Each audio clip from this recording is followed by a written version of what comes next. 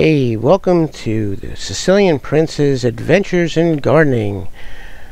www.cookingitalianrecipes.com. Well, today we're going to be talking about the bucket system, similar to the global buckets, and some of the things that LDSPrepper was doing that I had picked up on. This is very similar to the global bucket system, and it is a self-watering system. Again, also similar to the Earthbox system. I think everything was originally based off of the Earthbox. This is a picture of the beginnings of that system that I had set up based off of LDSPrepper's work. And it's a siphoning system using the 1/4-inch hose. You can see what he calls the ultimate bucket all the way on one side. And on the other side is a reservoir that sets the water level for all the other buckets.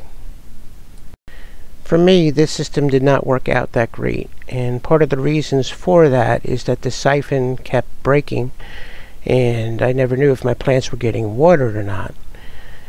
It became very tedious to lift up every bucket. I had eventually like close to 15 buckets of different tomatoes and full-size tomato plants. Lifting them up and to check whether or not there was water in the bottom and whether the siphon was working became a chore. So I've looked at a bunch of other YouTube videos and I've modified that system a bit, and that also didn't work out. So some of the things that LDSPrepper is doing now is he's using a grommet and a tubing system to set water from one bucket to the next, from one reservoir to the next.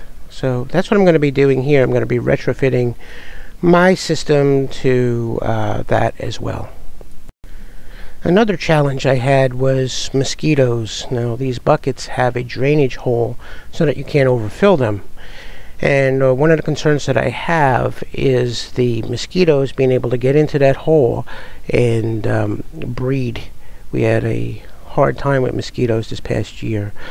Let me show you what I'm talking about on a picture of the Earthbox.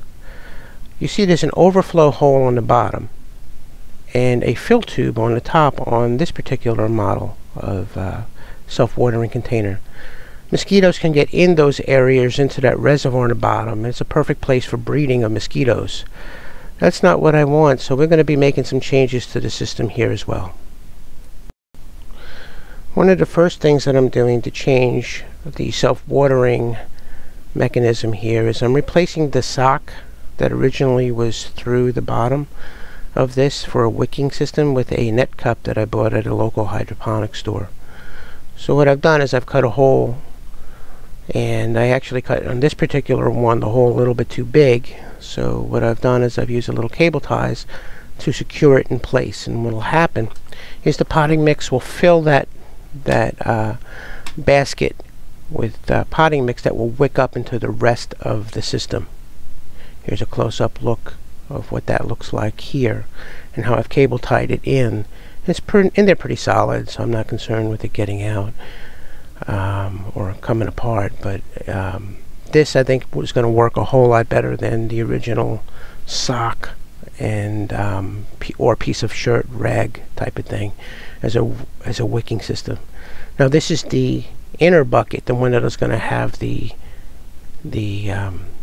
plant in it.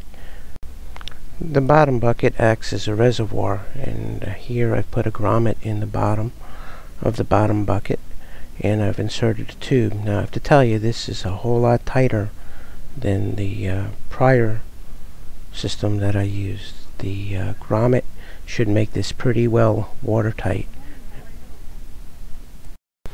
One of the things that this system typically has around this area is a hole for overflow, so that if you fill up the reservoir too much, the bottom bucket too much, that the water is able to come out. It's typically about a few inches up from the bottom. Now that could present a little bit of a problem because mosquitoes could get in there and breed in that reservoir. Here's an example of one of my other buckets that I have a couple of holes in for overflow, and I put a few of them in, and you can see where they are. Last year we had a lot of mosquitoes, so one of the things I'm looking to do is to either silicone up a lot of those holes, or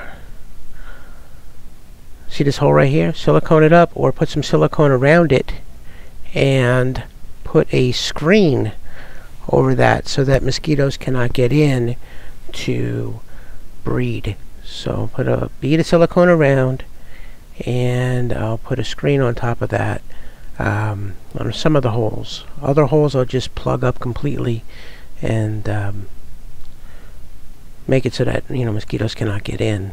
You could even use tape over some of the holes if it's easy.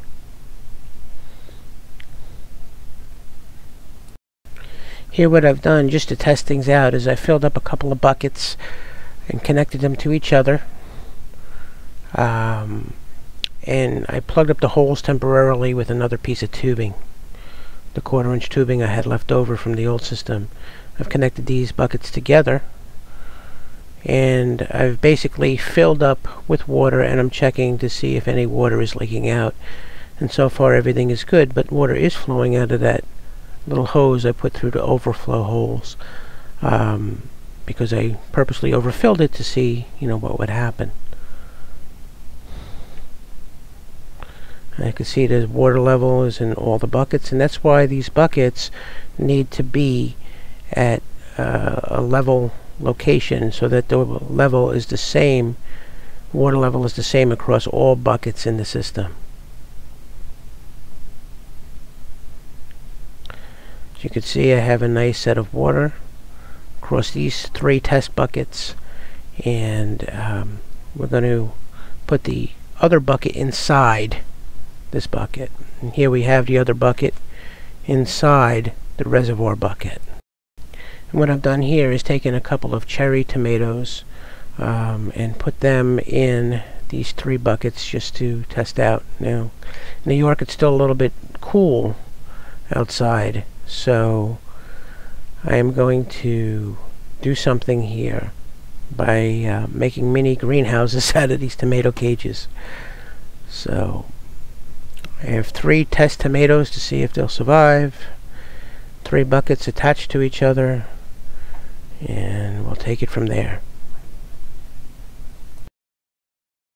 And now for the mini greenhouses. What I've done is I've wrapped these tomato cages here with some plastic wrap, some saran wrap, just temporarily because it's still kind of cold outside, and I've wrapped them around with the saran wrap around each one of these tomato cages, leaving a vent at the top of each one because I'm concerned about it getting too hot so that some hot air can escape.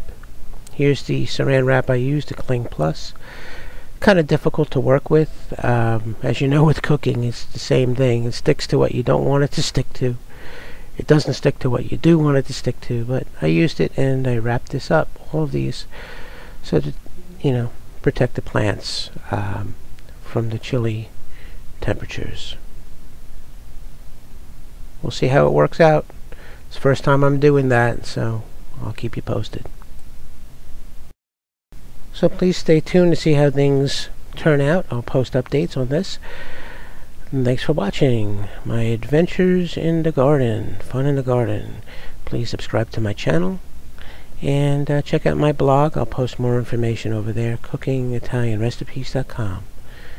Thanks for watching, and take care.